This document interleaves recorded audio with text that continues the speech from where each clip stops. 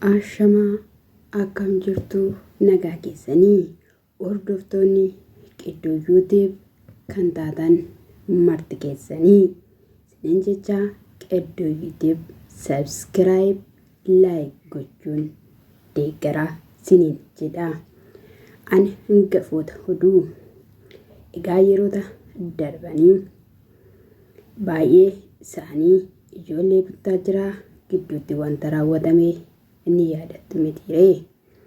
Baay'een isaanii hiriyaa akka ta'an, hiriyaa maalis akka ta'an, abbaa manaa eenyu akka ta'anis adda baafachuu baannuyyuu giraa gibibbiitti diniggeetti yoo nun jedheyyuu maal goona jennee dhaggeeffanneerra.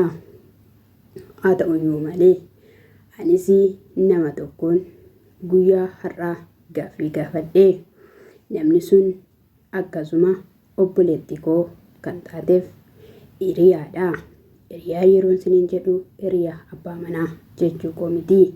Baay'ee wal jaalatu, baay'ee wal kabaju, yeroo gaddaatti yeroo gammachuutti kan waliin turanidha.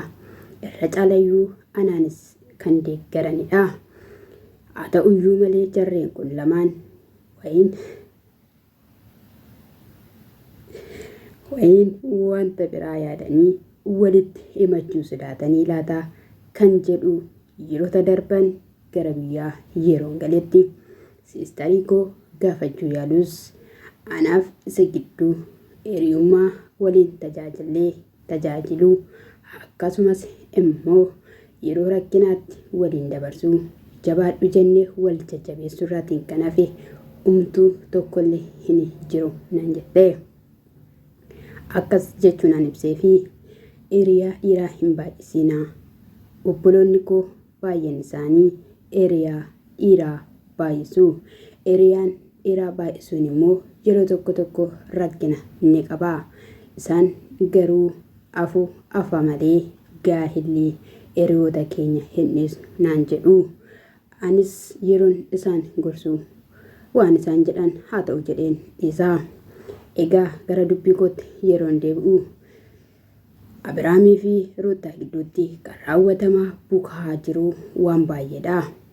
Warri wal ari'aa turan Tsigeef Daaniinis waliin shirri gudi jechaa jiru mitiree. Kun akka hin uumamneef jedheen yookiin immoo osoo wal jaalatanii jiranuu fedhii osoo qabanuu wayiin akka carraa ta'ee sin jaaladhaa waliin jechuu sodaatanii laataa kan hin jedhuun ishii siistuu koo otoo hin taane ilma dhiiraa gaafachuu qaba jedheen yeroon biyya jirus akkasumallee hin gaafannee garuu siistuu koo bukkee deemee gaafachuu yaaleera. Isaatiin gaafadhee akkamiin gaafatte yoo naan jettan qaamaan biran jiru bilbileefis miti. Yeroo 2-3 sin gaafadha jedhee itti meera waan ta'eef maaluma laata jedhee cannaqa malaata kan jedhu sagaleedhaan dhaqe godhee gaafadhee. Haa ta'uyyuu malee akkatan ittiin ani gaafadhe miti kan naaf deebisee akkamittiin kana yaaddee maal fiddeetu kan jedhu simmeetaawwii ta'ee na deebisee. Anis sagalee inni na deebisee dhaggeeffachuu hin dandeenye humna hollatti ta'ee walakkaa geessiseen dhaabsisa yoon jedhee yaaduyyuu dirqama kooti mitiree sagalee dhaggeeffadhee deebii itti laachuun nkoo ija koo dunuuf kadheen gurra koo tokko qabadheen gurra koo tokkoon dhaggeeffadhee sanaa booddee eettuma fufee ammas sagalee dhedheeraa ta'e 3 naaf kaahee ishii jedheen ammas ittuma fufee eeggaafadhee dhugaadhaa natti dhagahamee rakkoo tokkoyyuu hin qabu. Siistarii koo yoo fuudhesi baay'ee nama gaariidha, amala qabeessadha, garraamii namaatii, jireenyaaf nama kaatudha. Yoo soddee gonaaf ta'e dhugaadha ani baay'een itti gammada. Haa ta'uyyuu malee egaa anis eddan sagalicha dhaggeeffadhee jedhee deebii laaddee fi dhiifaman gaafadhee. Inni na arguu baatuyyuu jilbeeffadheen dhiifama gaafadhee. Dhiifamni bu'uura jireenya namaati mitiree. Ani garuu ammina yaadee osoo hin taane akkamitti wal bartanii maaliidhaan wal bartan kan jedhuun gaafadhee kana gaafachuun koo yakkadha jettanii yaadduu maaliif waan baay'ee baruun barbaachisaadha. Ani immoo obboleettii koodhaaf obboleettii hangafaati. Adeemsa ishii kaayyoo ishii eenyu faana akka ishiin ooltu eenyu faana akka ishiin adeemtu dirqama hordofuun qabaa. Ittan gaafatama waan ta'eef hangafa gaafa taatanii wanti hundumtiyyuu isin irratti jigametiire miidhama obboloota keessanis tasumayyuu hin barbaaddanii iddoo gaarii gahanii biqilaa gaarii biqilchanii ija gaarii akka isaan buusan qofa barbaanna eenyumti keenyayyuuti. Sanarraan kan ka'e dhiifama gaafadhee dhiifama yeroon gaafadhu akkatti sitti dhagahama jedhee hin yaadne matumaa dhiifama naaf godhii obboleessa kiyya qaalii jedheenan deebiseefi haa ta'uyyuu malee ammas sagalee naaf deebisee akkasitti dhagahamuuf miti. Ani nama faana baay'ee walii galtee nan qabaa walitti dhufeenya namaa nan qabaa guddaa xiqqaa osoo hin jedheenii dakaa hanga gaaraatti namni baay'ee na jaalataa baay'ees nama nan gorsa jedhee dhugaadha. Baay'ee nama gorsaa baay'ee nama garraamiidha baay'ee nama gargaaraa soddee koo akka inni ta'uyyuu fedhii guddaan qabaa. Fedhii guddaan qaba siniin jechuun jaaladhaa. Kana gaafachuun koo kan dirqamsiise immoo taa'ee taasifamaa jirudha. Akkuma beekamu yeroo darbee mana fiqiritti fuufuun tumamee gadi wal baasanii isaan gadi baaftee ishiin malee jechuudha. Ishiin gadi isaan baastee ishiin manatti deebitee jireenya kootiidhaa fi anatu furmaata yoo jettu yooti. Jarri gadi wal baasanii wal tumanii harka wal caccabsanii hanga hospitaala galuutti akkasuma mana hiriyaatti dhaqee akka ture viidiyoodhaan argineerraa. Ishiinis dhiifama jettee dhattee maal jechuudha mana keetti dhiira biraaf jisiiftee abbaa manaa kee yookiin immoo jaalallee kee bara gaddaa si faana dabarsee reebsistee sanaa booda immoo dhiifama yeroo jettu maal jechuudha. Dhiifamallee yoo gaafachuun barbaachisaa ta'eera ta'ee dhiifamni hundumarra caalaa garuu illee eddanni fayyee laphee cabaadhaan yaada cabaadhaan malee situu natti nagaaggaree situu waan hin taane dudubbate jettee nifxaa maal jettee abaarteettamitii laataa waan akkasii natti fakkaate. Kanarraatiin kan ka'eyyuu aniyyuu hiriyaa anaafis kan hiriyaa ta'e obboleettii kootiifis hiriyaa kan ta'e shakkisin uumtanii yaada isin kaastanii gaafadhuyyuu akka hin taanetti naaf deebiseera.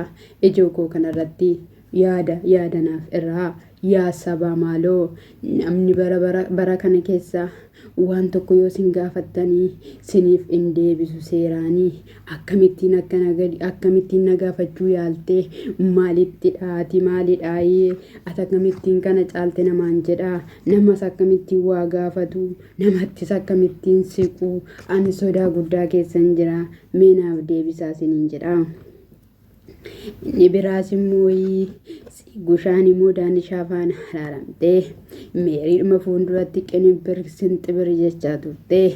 Sanumarraatiin kan ka'elleeti fakkeessa fakkeessuu yaa meerii fakkeessa fakkeessita mana keetti daaniin ennaa fidee wal fuudhee gadi fuudhee wal cacabbatanii wal dhudhungatanii maal siilaa turteeyyuu guyyaa lamatti na bira dhuftee kunoo akkatti furdatte jettee ishiin dubbannaan kursii yookiin immoo kana kaastee akkanatti kana kaastee rukuttuyyuu maaluma faayidaa qabaa. Sinoo jireenya namaa diiguu fi xiratii yookiin immoo furmaanni isin hin godhin tokkollee hin jiru. Egaa leencii marga dheeduu yoo foonii malee somneet araara buufnaa namni akka waa'ee keenya hin dubbannee fi yoo jettaniyyuu sinirraa beekamaa sabni hundumtuu waan kana beekuu fi saba gowwoomsuu hin dandeessaniin dhaamsa kooti. Yaa sabaa nagaa naa bu'u jenna gaayii waan biraa maal jennaa. Ruutiyyee fi Abrahaamis Waaqayyoo laphee isaanii qulqulleessee araara isaanii buusee walitti isaan adeebisuu. akkasumallee fiqirii fi fuufuu waaqayyoo araara buusee walitti sanaa deebisuu. Maaliif yoo jettan Daanii fi Tsiggeen walitti deebi'aniiru. Durayyuu waliin hin oolne isaanii ala miteeffachuuf malee isaan hin danda'amanii. Irraa fagaadhaa hiriyaa akkanaa irraa yeroon jedhu oduu kootii. Kabajamoo jaallatamoo hordoftootaa egaa subscribe like iyyoo na deeggaruu barbaadan sheerii na bira dhaabbadhaa. Akkasumas immoo Ramadaanni gaheeraa qabattoo keessan 2 bitadhaa. Tokko kan guyyaa tokko kan galgalaa siniin jechuun jaalladha. Yeroo madaamiin si waamtee guyyaa gaafa jalqabaa naam jettu amma torbaan tokko akkasumatti gaafa torbaan tokko dabarsinee torbaan lammataa calde jalaa jedhaa amma ishiin 3 si waamtutti. Yeroo torbaan sadaffaa zim cal jedhaa akka nama dhageenyetti mukee fi ifitti banaa. Guyyaa gara dhumaa torbaan arfaffaa madaamiin keessan yoo gaarii siniif taatee sitootaa kan siniifitti yoo ta'e naam madaam mindinu yafallashuu jedhaatii gaafadhaa. Madaamiin kiyya baay'ee gaariidha. Garuu hojiin ni ulfaataa. Ani yeroon kana yaaduu hojii osoo hin taane guyyaa sanas sitootaa naaf kennamu nan yaada. Hojiin baay'atuyyuu madaamiin koo guyyaa Ramadaanitti baay'ee nama sitootaa yookiin immoo haayidii jedhan sana seera qabeessaan karaa barbaadaniin nama hundumaa namaa goottudha. Siniin jechuun jaaladhaa. Bara darbee ishii biratti waan an dabarseef nan beekaa.